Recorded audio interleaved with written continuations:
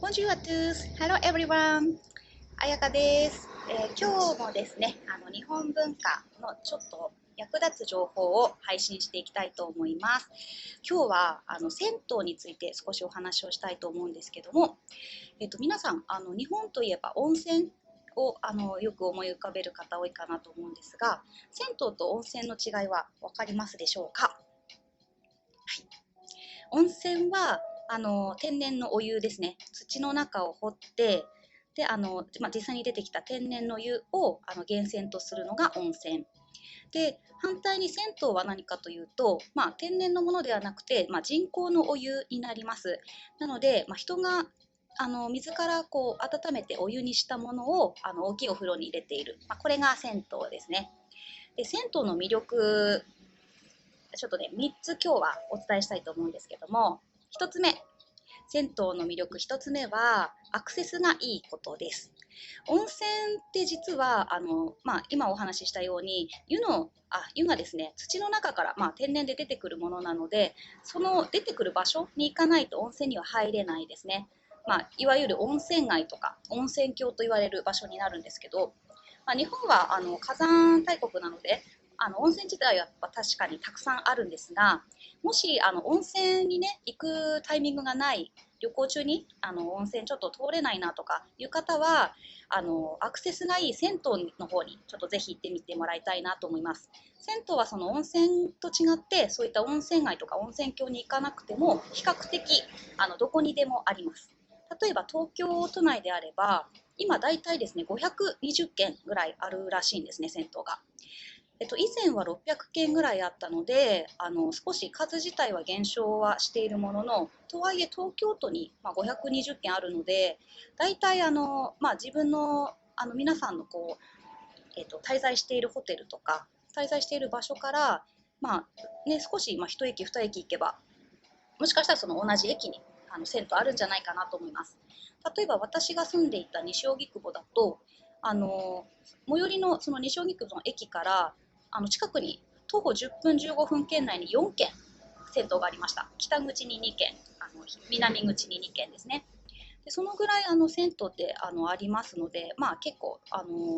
気軽にね見つけられるんじゃないかなと思います。1つ目、アクセスがいいですね。で2つ目、銭湯の魅力2つ目はいろんな湯が楽しめることです。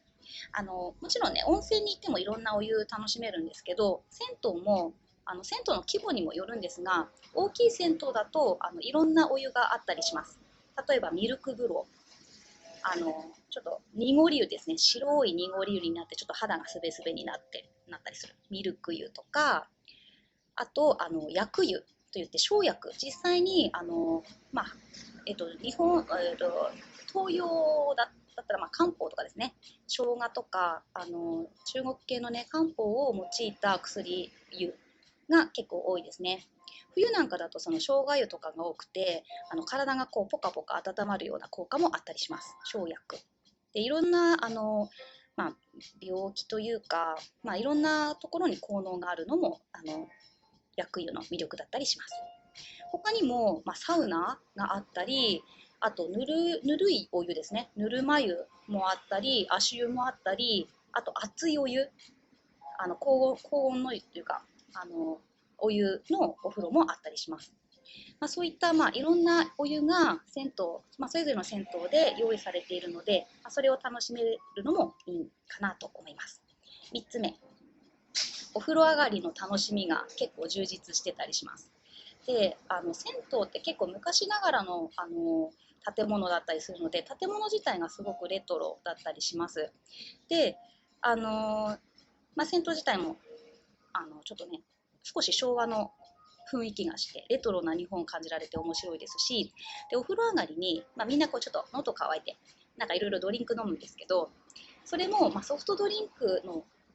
ラインナップもですね、こう今例えば自動販売機で売ってるようなポピュラーなものではなくて、昔からこう日本人に愛されているような飲み物が多かったりします。例えばなんかこう瓶詰めの牛乳とか、牛乳、コーヒー牛乳、フルーツオレとか結構レトロですね。あんまり、ね、自動販売機とかで見かけるタイプではないデザインだったりします。で他にもちょっと昔っぽいレトロな雰囲気の飲み物結構充実してたりします。で飲み物だけじゃなくてアイスクリームもあったりとかするんですけど、それもですねちょっと昔のアイスって結構安かったんですよ。なんか私がちっちゃい時とかアイスクリーム今は1つ100円なんですけど1つ30円とか50円ぐらいで買えたそんな時代だったりもして、なんかそういうレトロなアイスクリームも置いていたりします。はい。なのでお風呂上がりの楽しみも、結構充実しているのが銭湯。はい。なのでね、最近は旅行するって言った時に観光するって言った時にこうローカルのようにそこに住むように滞在して、ホテルとかにも自分があたかも日本人というか東京の人とかねになったようにホテルに滞在して、ご飯も食べてでローカルな文化、銭湯とかも含めてローカルな文化に触れるっていうのをそういう旅行の仕方が結構今ね愛されてポピュラーになってきてると思います。でまさに銭湯はそういったローカル文化をすごく体感できるいいものじゃないかなと思いますので、はい、ぜひお試しいただければなと思います。でお風呂の入り方は最近外国人観光客の方も増えているので銭湯の入り口に行くとお風呂の入り方ちょっと英語で貼ってあったりします。基本的には服しっかり脱いでロッカーにね入れて、盗難防止のためにちゃんと鍵をかけましょう。まずその後お風呂にねタオルとか巻かないでもう全裸でお風呂入ります。きれいにまずね体洗ってから湯船に入ってで上がってから、タオルを使うと、はい、そんな感じですかね。あとちょっと私の個人的なおすすめの銭湯の入り方をちょっとお伝えしたいなと思うんですけど、銭湯は私結構お風呂好きなので毎週土曜日とか日曜日とか週末によく入りに行きます。でどの時間帯に行くかっていうことなんですけど、夜に行くと、結構混んじゃうので夕方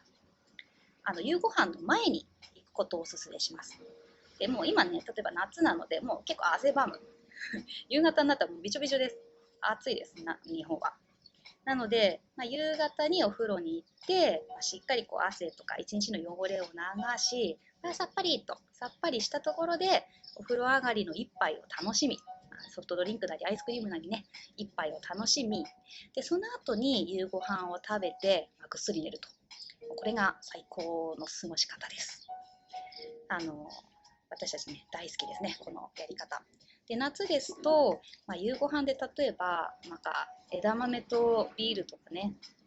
あと焼き鳥とか焼きそばとか食べるのがまた美味しいかもしれないですね。でその辺の、ローカルフードとかも一緒に合わせて楽しんでみたらどうでしょうか。はい、じゃあ今日は銭湯のお話でした。このね情報がちょっと役に立つなと思ったらぜひチャンネル登録をお願いします。あといいねボタンもぜひよろしくお願いします。はい、ではまた次回のビデオでお会いしましょう。バイバー